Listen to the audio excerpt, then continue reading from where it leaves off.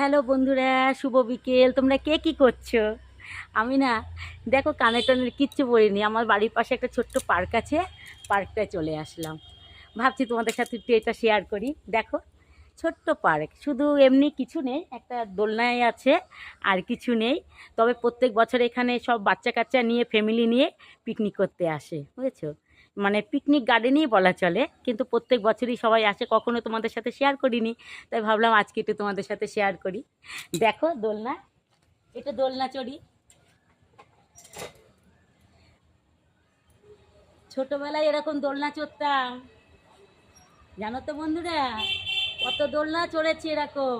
আর এখন দেখো, এখনো ইচ্ছা করে মনে হয় একটু দোলনা চড়ি, এত ভালো লাগে। তোমরা যদি দোলনা চড়ার ইচ্ছে হয়, চলে এসো আমাদের এখানে, এসে দোলনা চড়ে যাও। দেখো কি ভালো লাগছে দোলনা চড়তে। পার্কটা দেখো, পুরোটা সুন্দর।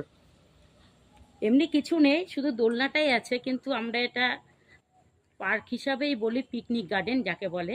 দেখো, খুব সুন্দর। তোমাদের যদি পিকনিক করার কখনো ইচ্ছে হয়, তোমরা এখানে এসে পিকনিক করতে পারো। অনেক জায়গা গো, আমি এইখানটা দেখাচ্ছি, পিছনে অনেকটাই জায়গা, টোটাল অনেক জায়গা। খুব আনন্দ করে সব বাচ্চা কাচ্চারা এসে। তা তোমাদের সাথে এটা শেয়ার করলাম, আমার ভীষণ ভালো লাগছে।